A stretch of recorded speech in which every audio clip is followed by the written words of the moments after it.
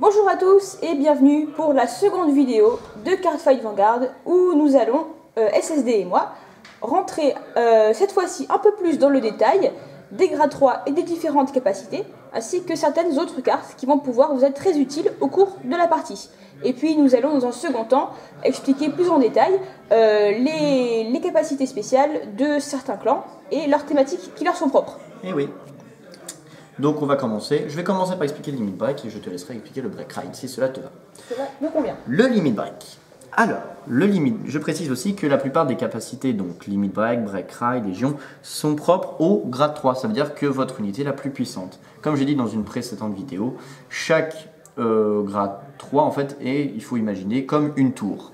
Et vos rearguards plus votre vanguard ont en fait des capacités qui vous permettent à la fois d'appuyer votre vanguard mais en même temps d'appuyer le reste de vos unités. Donc on va commencer donc par le limit break. Le limit break, comme on vous a expliqué dans une dernière vidéo, vous prenez donc des dommages. Vous allez maximum à 6 et les limit break peuvent s'activer seulement quand vous êtes à 4 dommages. Ça veut dire que, imaginons je suis à 3 dommages, je ne peux pas activer mon effet limit break, mais par contre je suis à 4 ou 5 dommages, je peux activer mon effet limit break. Bien évidemment, vous ne pouvez pas activer votre effet limit break si vous êtes à 6 dommages puisque vous avez perdu, ce qui est totalement logique. Merci de cette précision. Mais c'était important de préciser parce qu'il est arrivé que... Voilà. Je vais juste aussi parler donc, des effets limit break. Les effets limit break, selon les unités, peuvent s'activer soit automatiquement, soit vous les activez. Après, ça dépend des clans, mais ça, nous allons en venir après. Alors, pour l'effet du break ride. Le break ride, c'est aussi un effet en limit break. Donc, à partir du moment où vous avez 4 dommages ou plus, donc voilà, vous voyez LB4. Alors, le break ride, donc vous allez ride une unité, donc par exemple celle-ci, voilà, sur votre break ride. Sur votre vanguard. Sur votre vanguard. Alors, l'effet du break ride, c'est, donc l'effet générique, c'est que vous donnez déjà plus 10 000 à votre vanguard que pour le tour du break ride. Sinon, c'est un peu trop fort. Et après, vous allez avoir des capacités spéciales, donc par exemple, aller chercher une carte depuis le deck, donner de la puissance à vos rearguards, ainsi que d'autres, ou retirer une unité par exemple. Voilà, mais tout ça est propre au clan et leur thématique de jeu. Alors, on va aussi parler très rapidement, je pense, des perfects. Puisqu'on en est aux puissances très importantes, sachez que vous avez 2 capacités spéciales, 2 sentinelles différentes, donc qui sont remarquables par leur petit, leur côté doré, ici et ici. Vous allez pouvoir lire 0, ce qui ne définit pas que l'attaque et la défense est de 0. Alors, techniquement, si on colle cette carte en Guardian Zone, évidemment, ça veut dire qu'il y a 0. Mais ils ont une capacité spéciale. Alors, vous avez le Perfect Guard tout d'abord. Le Perfect Guard vous permet de poser cette carte en Guardian Zone, défausser une carte de votre main, afin de vous permettre de garder parfaitement. C'est-à-dire que, quelle que soit la puissance de votre adversaire, l'attaque ne passera pas. Exactement. Et vous ne prendrez aucun dommage. Pendant l'attaque. Pendant l'attaque. La deuxième carte, c'est le Quintet Wall. Donc, quand vous le posez en Guardian Zone, vous counterblastez un. Alors, counterblast, ça veut dire que l'on retourne une carte de notre damage jaune. Et donc, on va révéler les 5 premières cartes de notre deck. Et on va pouvoir additionner leur puissance de défense afin de garder notre vanguard. Donc, est-ce que tu peux juste faire peut-être une simulation avec Donc, imaginons notre que deck. vous avez ici un dommage. Voilà. Vous retournez votre dommage qui définit le counterblast. Mais après, on va revenir sur le counterblast, le sous-blast. Ne vous inquiétez pas. Et donc, ensuite, vous placez cette carte dans la Guardian Zone. Et ensuite, vous prenez donc votre deck. Vous prenez les 5 cartes. Donc, 1, 2, 3, 4, 5. Et ensuite, vous additionnez les défenses qui sont sur vos cartes, ce qui vous permettra d'avoir l'addition de la défense que vous offre donc notre sentinelle. Donc là, nous avons 5000, ça nous fait 5, plus 10, ça nous fait 15, plus 0, parce que les grades 3 n'ont pas de défense, ça fait toujours 15, plus 5, ça fait 20. Ça fait 20, plus 5, ça nous fait 25. Ça veut dire que là, vous gagnez une défense de 25 000, et ce qui vous permet ainsi d'augmenter... Sur votre vanguard qui est normalement à 11 000, donc vous allez défendre à 36 000, ce qui est plutôt, en général, suffisant. Exactement. Enfin, ça dépend. Des fois, vous pouvez avoir des attaques très très puissantes. Attention, petite précision très importante, c'est que les sentinelles, donc les dorées, vous ne pouvez en avoir au total, que ce soit celle-ci ou celle-ci, que 4 dans votre deck. Tout à fait. Donc ce n'est pas 4 Perfect Guard et 4 Quintet Wall, c'est au total la capacité sentinelle qui se repère par son petit cercle doré, 4 au total. Donc 2 Quintet Wall, 2 Perfect Guard, 1 Perfect Guard, 3 Quintet Wall, c'est comme vous le voulez. Exactement. Mais c'est 4 au maximum. Je vais me permettre de parler de la Légion. Tout à fait. La Légion. Donc la Légion. Légion est quelque chose alors à la fois très simple et en même temps assez compliqué. Donc je vais vous demander d'être assez concentré. La Légion. Ce sont des capacités qui s'activent seulement quand vous faites une Légion. Donc la Légion. Quand s'active la Légion? Pour activer une Légion, il faut des conditions bien spécifiques. Déjà, première condition, il faut que votre adversaire soit au grade 3. Ça veut dire que si votre adversaire est au grade 2, donc King Misraï, ou au grade 1, on va dire pas King Misraï, vous ne pouvez pas pratiquer une Légion. Ensuite, quand vous avez vu que votre adversaire est au grade 3, vous pouvez prendre donc 4 cartes de votre drop zone, obligatoirement 4, que ce soit des triggers, des monstres, quoi que ce soit, vous êtes obligé d'en avoir minimum 4, et vous devez en prendre 4.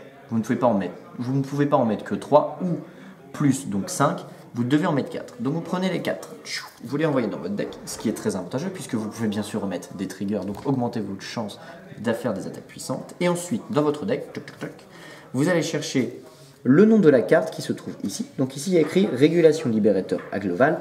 Donc je regarde dans mon deck, hop, je vais chercher Régulation Libérateur à Global et je Légion. Et cette carte s'appelle votre mate. Votre mate. Donc le Vanguard, c'est le Vanguard. Et celui qui va avec votre Vanguard, ça s'appelle le mate. Vous pouvez les reconnaître à deux choses. Déjà, la plupart du temps, les dessins vont ensemble.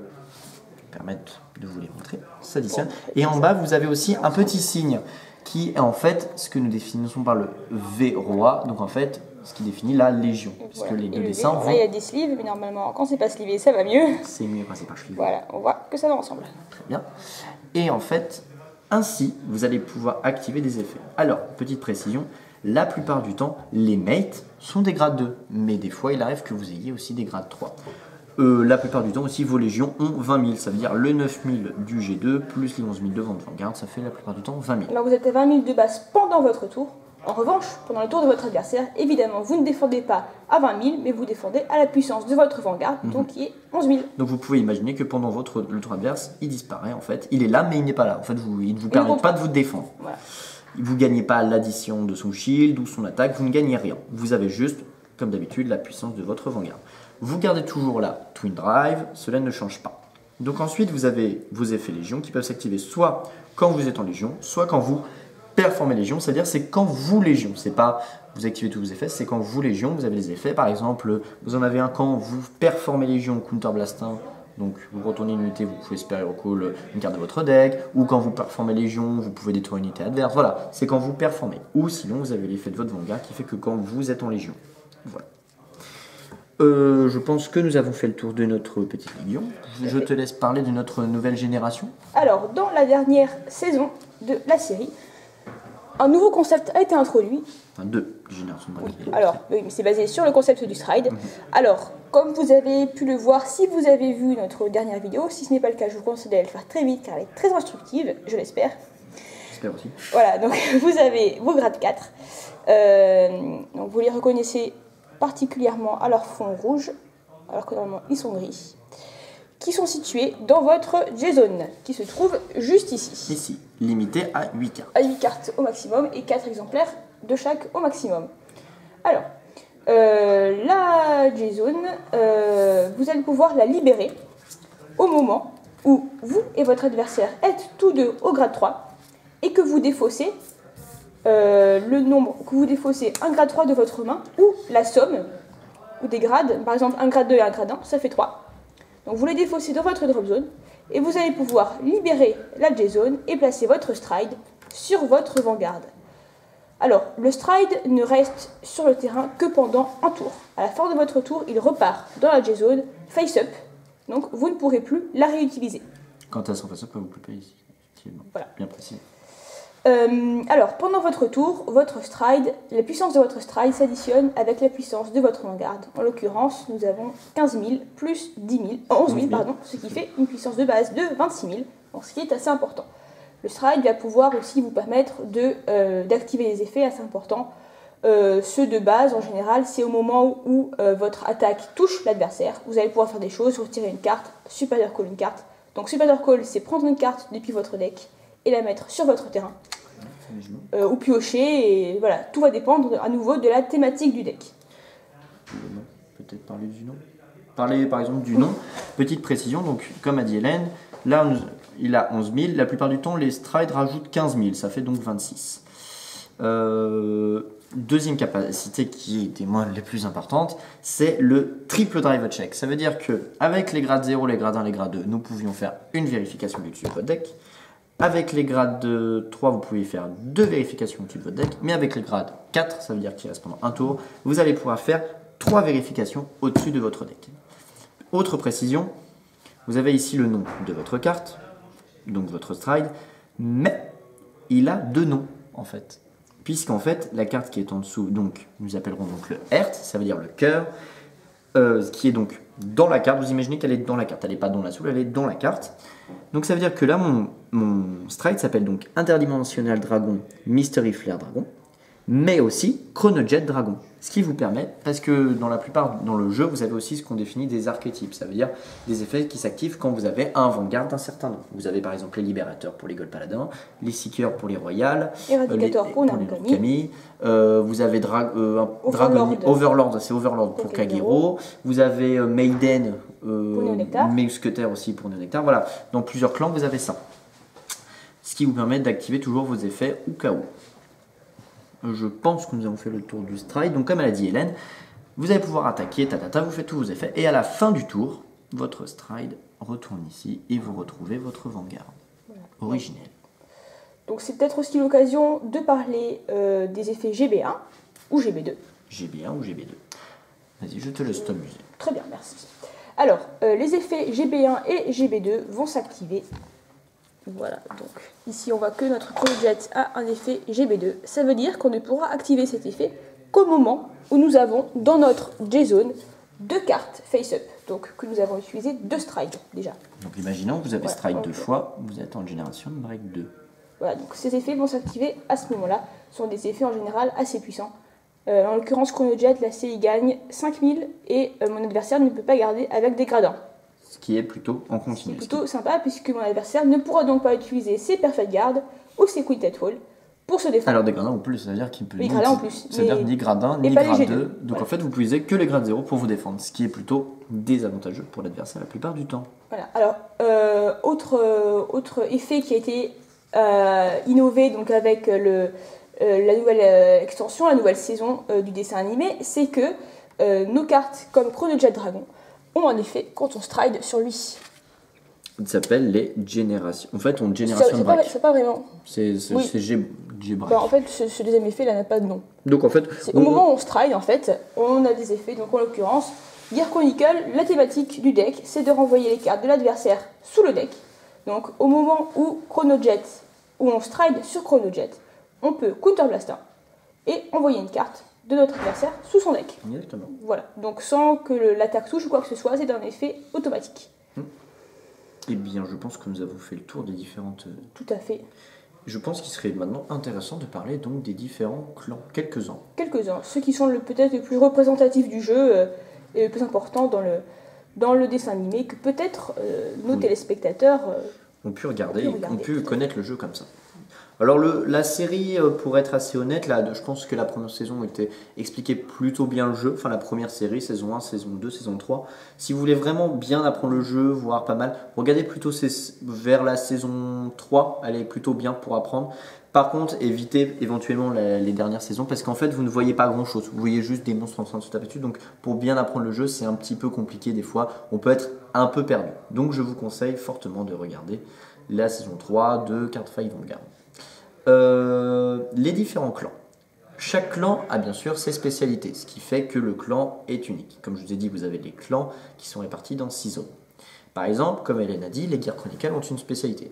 Ils ont la spécialité d'essayer de mettre les cartes adverses sous leur deck. Ça veut dire que, imaginons, hop, j'ai un monstre ici. Comme a dit Hélène, quand vous stridez dessus, Counter Blast, la carte qui est là, hop, va sous le deck de son adversaire. Il retourne dans le deck de son propriétaire. Ensuite, vous avez par exemple les... Tiens, allez, Gold Paladin. Gold Paladin, leur spécialité est de Spiral Call, ça veut dire de prendre les cartes dessus de votre deck et de les invoquer sur le terrain. Ce qui est quelque chose de plutôt bien, mais par contre assez aléatoire, donc ça peut être assez dangereux. Ensuite, vous avez, imaginons, tiens, les Néonectars. On va prendre Néonectar, qui est ici, donc le grade 4 qu'on vous a dit tout à l'heure, qui ont comme spécialité de copier les unités que vous avez déjà sur le terrain. Ensuite, vous avez par exemple les Royal Paladins, ce qui vous permet, alors les Royal Paladins vous permettent de Spiral Call des cartes bien précises de votre deck. Ensuite, vous avez bien par exemple, tiens, on pourrait parler des Kagero. Kagero par exemple. Alors, je vais chercher, on va aller voir si on trouve d'autres petits decks assez sympas. Bah tiens, on peut parler, je te laisse parler des Murakumo en attendant. Alors, les Murakumo, c'est un deck moins représentatif, mais qui est quand même sympa puisqu'il est vraiment différent dans le sens où les Murakumo vont jouer sur des clones. Donc, c'est-à-dire que vous allez copier des cartes de votre terrain et vous allez invoquer des clones. Donc, ils vont à la fin du tour revenir dans votre main. Donc, c'est un peu des ninjas, puisqu'ils apparaissent pendant un tour et à la fin disparaissent. Et vous allez pouvoir les recall au tour prochain. Je te laisse parler ensuite par exemple des Link Joker. Alors Link Joker, c'est un clan qui a été introduit dans la saison 3 4 3, oui, dans la saison 3, qui a fait beaucoup parler de lui, puisqu'il introduit la nouvelle technique de lock, c'est-à-dire que vous allez retourner. Alors, imaginons que votre adversaire ait cette carte-là, il va devoir la mettre face verso, et il ne pourra plus l'utiliser pendant, en général, un tour ou deux, selon les effets des cartes. Alors c'est assez spécial, puisque c'est assez contraignant. Ça veut dire que vous ne pourrez pas retirer la carte, et vous ne pourrez pas remettre une autre unité à la place, puisque le cercle de rearguard est considéré comme n'existant plus, puisque la carte n'existe plus. Et vous ne pourrez rien faire, vous ne pourrez pas, par exemple, bouger la carte ici ou quoi que ce soit. Elle doit rester là, et ce cercle est inutilisable tant que l'effet est en jeu. Donc au niveau des Kagero, alors Kagero c'est un clan qui est assez sympa dans le sens où c'est assez divers au niveau des effets. Et voilà, vous voyez par exemple Overlord, donc c'est un des archétypes les plus importants du jeu de par son support. Alors les Kagero ont deux spécificités. Ils vont pouvoir se relever, donc à partir du moment où le Vanguard a attaqué. Par exemple, là, The Great, c'est vous counterblastez un, vous défaussez deux cartes de votre main et il va pouvoir se relever si vous avez attaqué un rearguard adverse. Autre spécificité du clan, c'est de retirer des cartes. Donc en fait, la plupart des clans, vous avez une thématique de base qui est importante, qui est présente dans le deck, plus une deuxième thématique qui est souvent apportée par rapport à la première, donc un dérivé, ce qui permet d'augmenter la stabilité. Voilà. Alors ensuite, Grand Blue. Les pirates, les beaux pirates de la mer. Alors, Grand Blue, ça se joue un peu comme des morts vivants, c'est-à-dire que la spécificité du clan, c'est que vous allez pouvoir call des cartes depuis votre drop zone sur le terrain. Exactement. Depuis votre drop zone. En fait, comme la plupart, le deck est composé de pirates, il faut le dire. Donc en fait, les pirates vous permettent d'aller chercher les morts vivants depuis votre drop zone. Et de les remettre sur le terrain, donc c'est assez... Vous avez par exemple un bon match-up si vous êtes contre Narukami. Alors Narukami, c'est très violent dans le sens où ça retire énormément et ça peut gagner de la puissance aussi. Donc au moment où vous avez des rearguards qui gagnent par exemple plus 3000 au moment où une unité est retirée. Donc là, c'est l'archétype Brawler qui a été introduit assez récemment, en décembre ou janvier je crois, et qui est assez... Voilà, et donc cette carte par exemple là vous permet de cibler 4 cartes au moment où vous attaquez. Donc c'est assez fort puisque du coup votre adversaire ne pourra pas intercepter avec des cartes qui sont ciblées. Ensuite on va parler des Spike Brothers. Alors Spike Brothers, qu'est-ce que c'est violent Spike? Alors Spike Brothers c'est des joueurs de football américain. Eh oui, on fait tout par chez lui. Donc les joueurs de football américain, je vous en montrer un autre comme ça vous comprendrez mieux. Donc en fait c'est un deck composé de cartes qui se donnent de grosses puissances pour ensuite disparaître dans votre deck. Un petit peu comme les Murakumo, pas loin du style des Murakumo comme vous expliquais tout à l'heure. Mais cette fois c'est que ils arrivent, ils font des attaques très fortes, puis après hop, ils retournent dans le deck. Puis après vous avez des effets qui vous permettent de les faire revenir. Puis ensuite ça continue. Et gagner beaucoup de puissance. Gagner beaucoup de puissance, c'est très très fort. Ensuite vous avez donc les Nova Grapplers. Nova Grappler, qui est un clan qui pratique ce qu'on définit le stand. Ça veut dire qu'en fait, le but c'est de stand ses regards. C'est-à-dire, hop, je tape avec le vanguard, hop, je restand mon regard. Hop, je tape avec lui, et fait, je restand lui. Tiens, c'est assez sympa, c'est très très marrant à jouer. Et hop, je stand. C'est beaucoup de stand, du coup, je crois qu'on a compris. Ensuite, vous avez un clan qui est très apprécié par certains joueurs, les Shadow Paladins. Alors, Shadow Paladin, c'est un clan donc, de la United Sanctuary. Donc, Royal et Gold, on l'a compris, vont jouer sur le Superior Call.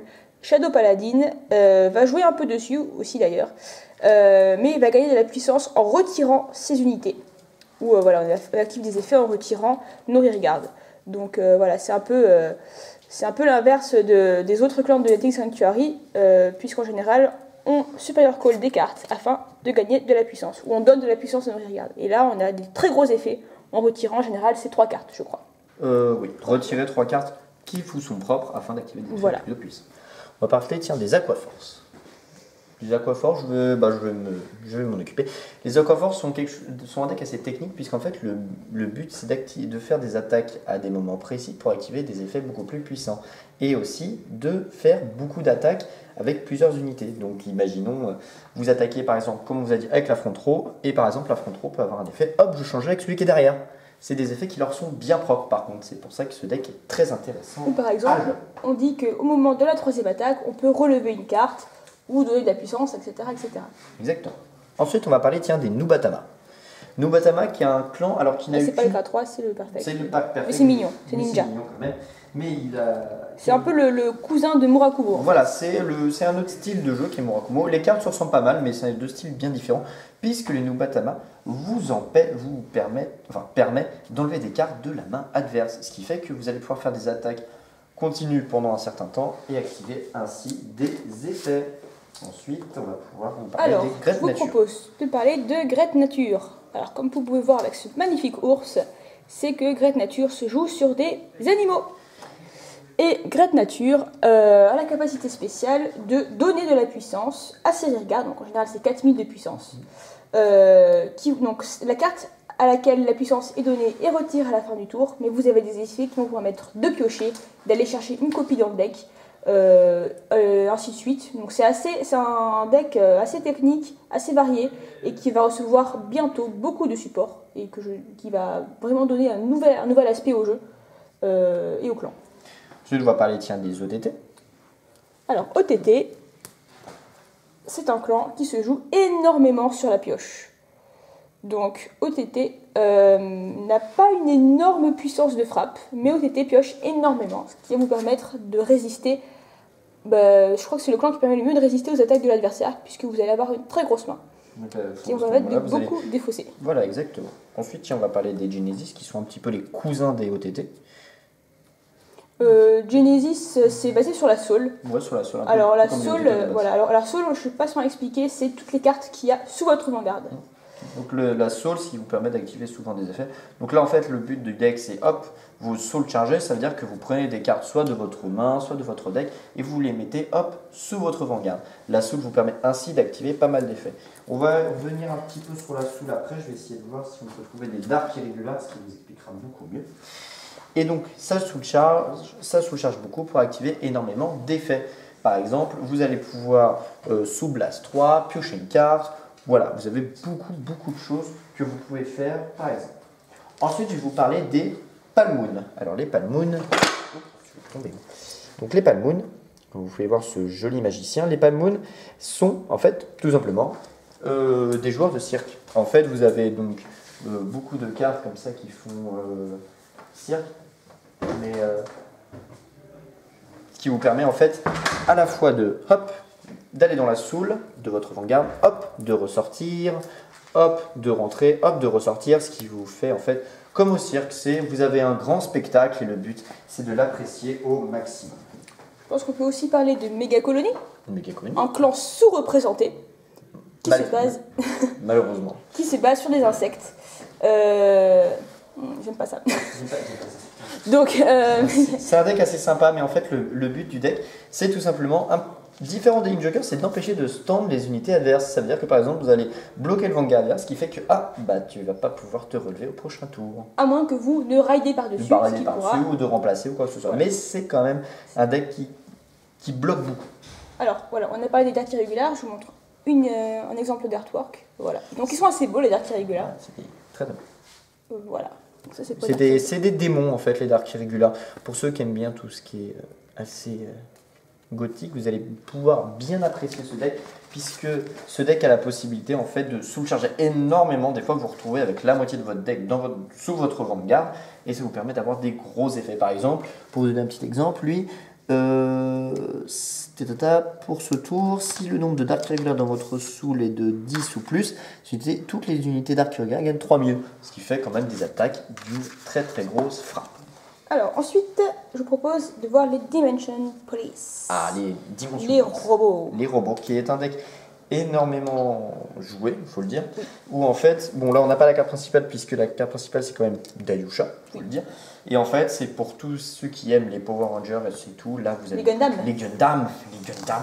Et là vous allez pouvoir vous amuser. Et là hop, tchac, vous allez pouvoir faire des combinaisons, ce qui vous permet de faire des effets, des gros robots super puissants avec des grosses puissances d'attaque.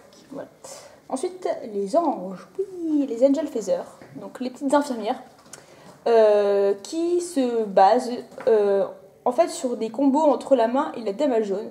Donc vous allez pouvoir rajouter des cartes de votre main, vous allez pouvoir ajouter des cartes de votre dame jaune à votre main et mettre des cartes de votre deck dans votre dame jaune, etc. afin d'avoir toutes les cartes dont vous avez besoin le plus facilement possible. Et évidemment, vous avez des effets ces combos. Par exemple, si vous avez une certaine carte en dame jaune, vous allez gagner de la puissance, etc. etc. Là, qu'est-ce qu'il nous reste comme clan du coup? On a parlé, je crois. Donc là, vous voyez qu'il y a quand même énormément de clans. Sachant que là, on a une carte par clan en plus. À peu près une carte par clan, ce qui fait que vous vous retrouvez avec pas mal de thématiques de jeu. Donc vous voyez, vous avez vraiment beaucoup de possibilités dans le jeu. Je crois qu'on les a pratiquement tous fait. Tachikaze, si on les a fait. Tachikaze. Ah non, Tachikaze, on n'a pas fait. Tachikaze, donc c'est un deck composé des dinosaures. Donc en fait, le but, c'est un peu pareil que les Shadow Paladins, c'est qu'en fait vous allez pouvoir sacrifier de vos regards pour pouvoir taper bien plus puissant, et ainsi quand vos regards sont détruites, vous allez pouvoir activer des effets. Donc tous ceux qui aiment bien les dinosaures et tout, vous allez pouvoir, je pense, vous faire plaisir. Assez, oui. Assez.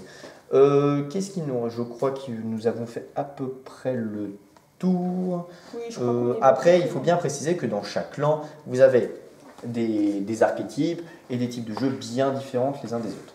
Mais là, vous avez en bref les clans principaux. Enfin, vous en avez, je crois, même je crois qu'il y a tout. Il reste juste un clan qui n'est pas très connu, c'est Créélémenta, qui est en fait un clan qui peut être joué dans tous les clans. Ouais. C'est sorti tout neuf, ça vient de sortir avec les Strikes. Voilà, et bien je pense que nous avons fait le tour. J'espère que cette vidéo vous a plu. Ça va vous permettre de mieux comprendre les clans et peut-être vous donner envie de jouer par rapport à un certain style qui vous serait plus propre qu'un autre. Et puis merci encore d'avoir regardé. J'espère que cette vidéo vous aura permis de déterminer ce que vous préférez dans le jeu. Et puis peut-être qu'on se donne rendez-vous pour une prochaine, on ne sait pas. N'hésitez pas si vous avez des questions, parce que cette vidéo a quand même été faite par Epitanim, donc n'hésitez pas à mettre sur le Facebook ou même sur la chaîne YouTube, oui. De poser vos questions. Nous pourrons, si vous le souhaitez, y répondre dans une prochaine vidéo, ou si vous voulez plus de détails sur une chose, n'hésitez pas, on essaiera d'y aller en détail. Voilà, merci à tous, à bientôt. Ciao.